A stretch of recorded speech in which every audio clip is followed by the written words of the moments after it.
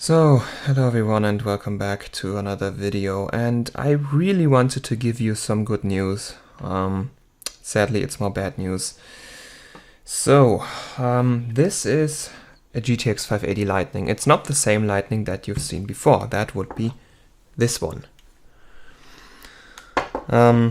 So I saw this on eBay for 20 euros plus 7 euros shipping, so I paid 27 bucks for this, and it was described as working, being in pretty good condition. The heatsink looks a lot better than the card that I already have. Like the Lightning I had before had a lot of scratches on the heatsink. It obviously belonged to a smoker, like you can see a lot of scratches here, and yeah, my other Lightning is just not in a very good condition. This one looked a lot better. Only difference being that this is actually not a full Lightning, because on the back you see there are no prod-lysers. So the actual full Lightning does have these 4 prod-lyser capacitors that this one doesn't have. So MSI calls this the GTX 580 Twin Frozer Free. It is functionally identical to a Lightning, except for those 4... some cars going through my street again. Yeah, except for those 4 prod-lyser capacitors. The rest of the card is completely identical to the Lightning. So yeah, I mean, I don't really mind that these are missing, because these have an awful lifespan. They are pretty good. Like they are really good capacitors for output filtering, but they have an awful lifespan, and finding a GTX 580 after more than 10 years of it launching with some prod-lysers that are still in pristine condition is pretty hard. So I just thought, okay, worst case, I just mod my own capacitors on these. So yeah, so the card came. The seller said it's working, but he couldn't test himself. So the seller bought this card for their own PC and then noticed it's way too big to fit in that PC, and so they just resold the card without ever testing it. As it turns out, the card is dead, and at this point it's turbo dead. Like it had the same issue that the other 580s had, the other reference 580s. I did end up fixing those two. I did not end up fixing this one. So it had white lines all over the screen, which is usually like core or memory BGA damage. And yeah, so I messaged the seller already. We agreed that I tried my best, that I just try my best to fix this, and if it works out, that's the end of it. If it doesn't work out, which I think we are at that point where it's not working out, we agreed that I get 10 bucks back. So this is now a 17 euro card. I might try some more things, but I'm pretty sure that at this point this card is not coming back. And that's really sad, because not only did I get this for really cheap, and the seller, I believe the seller that they thought it's working. So this is a pretty good deal, like 27 bucks for this. I paid 53 for this one, which is a lot of money. It's way too much money. So that was a good deal. The card was in. It also had a rough life. So you can see the heatsink is bent over here. The back isn't all that clean, and the for some reason there's this scratch in the IHS that is deep, so deep that it had to be a knife or something. So this card also had a bit of a rough life. I guess someone, like, obviously someone took this apart. It might have been used for overclocking, but the orange tape, I removed this myself. So like on this card, the orange tape on the extreme overclocking switches was still there. But for some reason, the BIOS switch is snapped off. So you can see there's no switch anymore, whereas my known good Lightning does have the switch right here. You can still turn it if you just stick something thin in there, but yeah. This yeah, let's call it a baby Lightning, because it's not officially, like, it has Lightning written on the PCB because they just reuse the same PCB. They just don't give you the prod lasers and call it TwinFrozer 3 instead. Yeah, it is a Lightning, basically. Yeah, so first thing I tried is just heat gun the core, which was the fix for the other cards, because, well, those just had, from what was probably thermocycling, just had core BGA damage. Didn't work here. And then, well, so when the card came, it was flexing a lot, like, so like this way. It was flexing a lot, and I could see that you could very easily see the thermopads on the memory from the side. And it was flexing around that area, and so I thought, oh no. Someone used thermopads on this that are too thick. And they screwed on the base plate really, really tight. So those thick thermopads started to bend the card. And yeah, I've said this before, Bullseye said it, he killed a 680 that way. If you use too thick thermopads on the memory and like end up screwing down whatever cools them really, really tight, you end up bending the card and destroying the memory traces going to the core, or like destroying the memory BGA. So yeah, that's probably what happened, because otherwise I think the core reflow would have fixed it, because physically it's fine. I've checked the VRAMs, I've checked the outputs, everything is fine. It has to be a silicon thing. And like it could be in silicon in the core or in one of the memory modules, in which case the card will never come back. But I think it's like BGA or trace damage under the memory chips or the core. But I think it's not fixable at this point. So I've reflown the core 2 times. And what was recommended to me is that I try to reflow the memory chips by just putting some flux around them and then heating them up. I tried this with these 2 memory chips, and what I found out is that this PCB is just way too heavy in terms of thermal mass. It takes, like, I blasted 500 degrees hot air for like half an hour on this memory module, and it never... the solder boards under it never started even getting soft.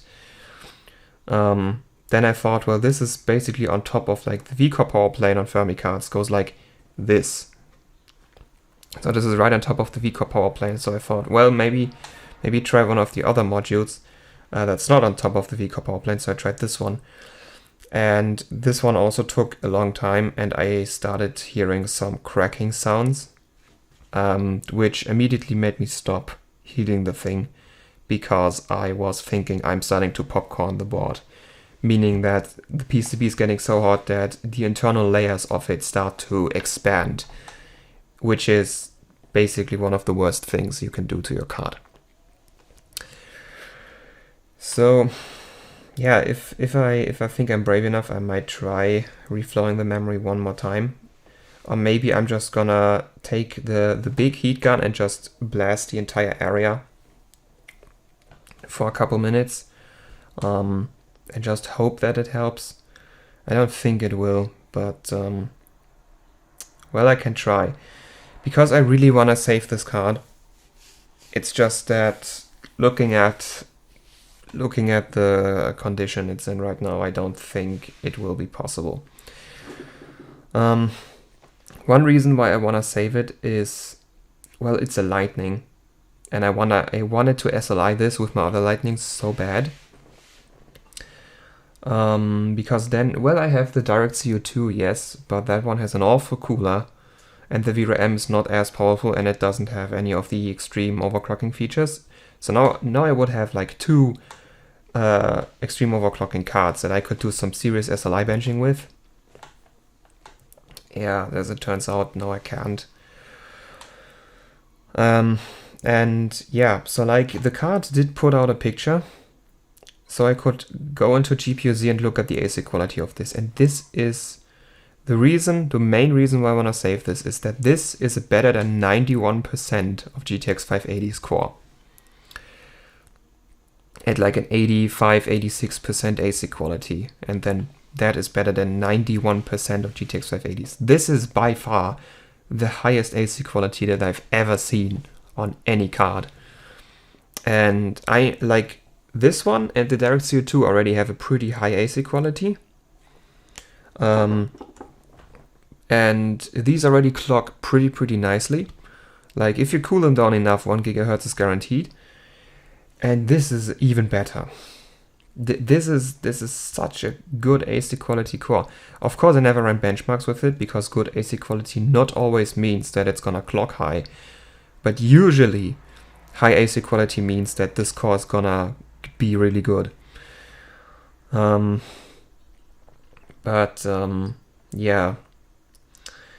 I think that may no longer be possible. I mean, I could technically send this thing overseas to Louis Rossmann and ask him to like transplant the core onto another board, but it's gonna cost me hundreds of dollars and he might not even do it. So yeah. So I might try a couple more things with this. I might try some desperate ideas to get the card back to life, because I do have another MSI card. I have the 560 Ti 448 that also has the same issue, and on that card it's just a mounting pressure thing. You just need the right mounting pressure and then it will work. The thing is just, after reflowing it, the card no longer puts out a picture. It's no longer getting detected by the system. So I think either it's just that the card was about to die anyway, or just that me trying to fix it made the issue even worse. Which could be the case. Like I've put a lot of heat into the card on the memory modules, so the internal temperature went way above spec, which when they're powered off shouldn't be that much of an issue, but it's still an issue. So I might have cooked something on the card. So yeah, like my test bench is kind of weird. The card might be actually in the same state as before. It's just my test bench is really weird. It doesn't like PCI Express 2.0 GPUs at all. And sometimes it just doesn't want to boot them. The thing is just, I've put this in and it worked, and I've put this in and it wasn't detected. So, yeah. I guess it's time to press F for the card. I say it's an 85% chance that it's time to press F for the card. Like I'm gonna wait it out a bit. I'm gonna try some more things. And in the likely scenario that it doesn't work out, I'm gonna message the seller to maybe get my $10 back. Because like $27 for a broken card, nah. 17 is what I would pay for a broken card, especially for one with a good VRAM as this. Because that would be what I would do with it if I can bring it back. MLLR KLLR88 has some pictures of how he turned one of these into an e-power board. So there's kind of documentation for it, not like I had for this one. This e-power board had no documentation for me, and I mean, I haven't done anything with it since, because I couldn't really find any motivation for it. But like it puts out a voltage that will power a card. But I think I might have to rework that LLC thing. So yeah, I mean, if I can make an ePower out of a card where I don't have documentation, I think I can do it with one where I do have documentation. And this is a 12 phase with, I mean, you see this MOSFET packaging, you know this is about it. Like, this VRM is gonna be really powerful. Like, I think I'm gonna make a PCB breakdown of this. I did do a teardown of the other Lightning, but I never did a PCB breakdown because the thermal pads on it are really old and break really easily. But yeah, like sneak peek for the PCB breakdown, which I'm not breakdown, overview. Buildside makes breakdowns, I make overviews. So yeah, sneak peek. It's a 12 phase with IR 6725s for the low side, and it's a pretty small. Yeah, I don't think you can see them on camera. Oh, I can't see that actually. Is it 60, 67 something? Yeah, I'm gonna make a full overview of this. But yeah, like this is a 12 phase, and it's probably more powerful per phase than one of these. So this is more than twice this. Which is really damn, actually per phase this might not be that powerful. Like, these are pretty great MOSFETs, but this is just one per phase, whereas this has two low sides. But yeah, it's still a 12 phase. I think a doubled one. I think these are doublers, but like still 12. And then you also have 3-phase memory. I'm gonna try to save the memory as well on this. And then yeah, it's gonna be like technically you would have to cut it in an L shape like this, because this on the back is really convenient as hookup points, and you can just remove the solder mask from here and expose the same thing. Or I could just do it on the other card, where I just cut straight through and then leave the memory modules on it until I remove them and just cut it here. I think I'm gonna do that here because that's safer. Yeah, and it would also leave those two holes for mounting. Yeah, I'm definitely gonna do that if I cut it. I don't think these are gonna work still, but So yeah. Ah, man, it's really sad. You know, like, on a personal note, yesterday, Saturday, I had my final exam in one of my university courses, which is the last one for this semester, actually. I do have... Technically, I'm practically I'm on vacation now until the next semester starts in about a month. And I got this yesterday, so like I came home from the exam and I was just like, yes, my Lightning's here. I just wanna bench Firestrike and chill. Then I turn it on and it's dead, and I was just like, oh no. And especially, like, the thing that annoys me is the thermal pads. I can't quite say that is the thermal pads, but like I can say this one is using the stock thermal pads and this one is not flexing, and you can see the thermal pads through here, but you can't see them any better than the VRM thermal pads, whereas on this card you could see them a lot better than the VRM thermal pads. And I don't know for the OG Lightning, but for this one the base plate used the same thickness of thermal pads for VRM and memory. I don't know about this. I'm inclined to say that the memory on the actual Lightning is thinner than the VRM. And it has to be new thermal pads for the VRM because, as I've said, the thermal pads that these cards use they just get ripped apart when you remove the base plate on the memory, because the memory really sticks to the thermal pads, and you just rip them apart because they're really sticky. The thermal pads on this card were new. Like, of course they were torn apart when I removed the heatsink, but there were no signs of damage from before. And like we have this one and like other things on the PCB that prove that someone had this disassembled before. So these thermal pads are new. So I'm really upset actually, because someone used the wrong thermal pads and ended up killing an otherwise amazing card. And I mean, it's not like there's a shortage of GTX 580 Lightnings out there. There's plenty of those out there. It's just, you killed a Lightning. Like, I'm not saying that this guy who did this was had like a malicious intent or anything. It's just a really it's just a really sad beginner mistake. Like, yeah, that's basically what it is. And unfortunately, that mistake hit the Lightning.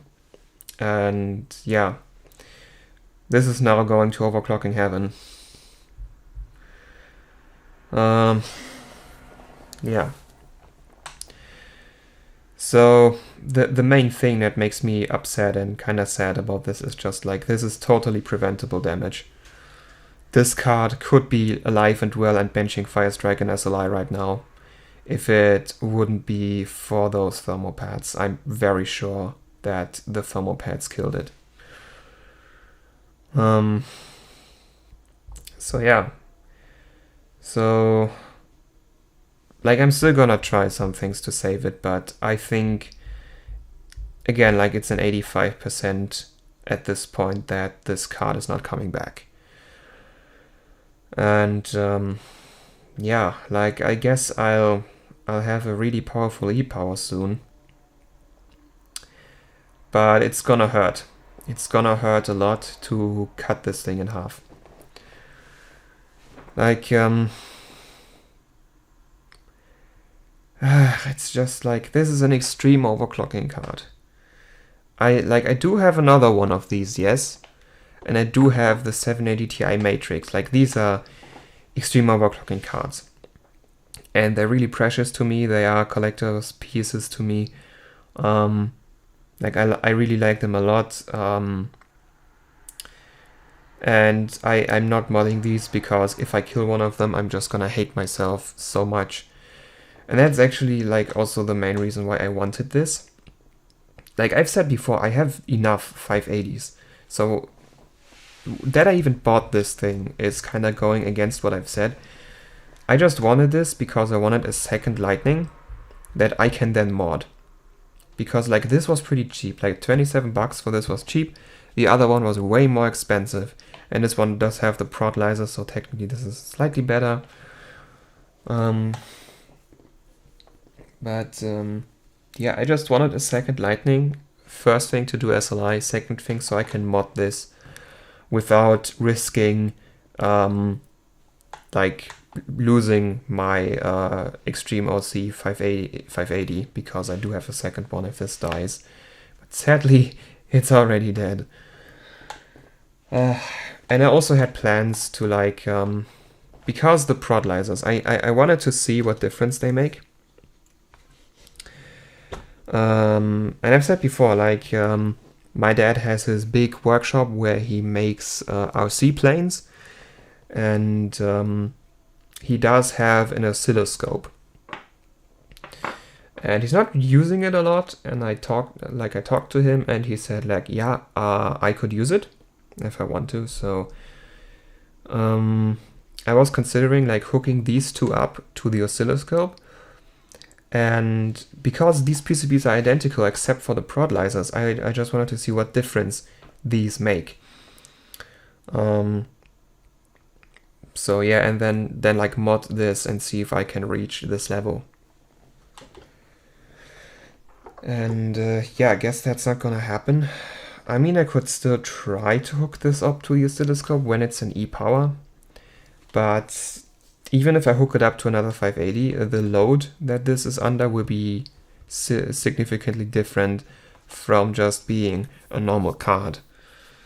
Because I doubt my first, like, I've never soldered this thing to anything, so I have yet to actually connect an e-power to a card, and I doubt that my soldering quality will be very good. Like, I do think I will have a lot of voltage drop over the connections that I'll be making. Yeah, but the video's 26 minutes long already. So, yeah. I hope that in one of the next videos I can give you some good news. It's kind of been, a chain of bad luck. First the 460 shorting, then the 570 not working out, then this thing dying. Yeah. I mean, I still do have that fake 550 Ti that I could mess with.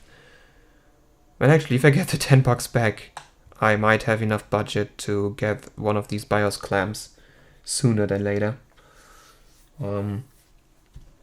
Because, like, yeah, I blew the rest of the budget on an iFixit precision tweezer kit, because these tweezers that I had before, these are awful, and I want them gone.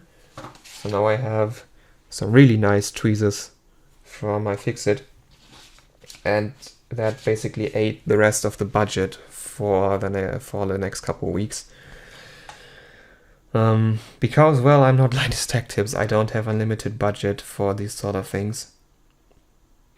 Unless maybe I get a sponsor. If you're a sponsor, just write me an email, but I don't think that's gonna happen. Yeah, so before we get to 30 minutes, just, yeah. So hope you enjoyed watching this video of me being kinda let down. Thank you all for watching, and until we see each other next time, goodbye.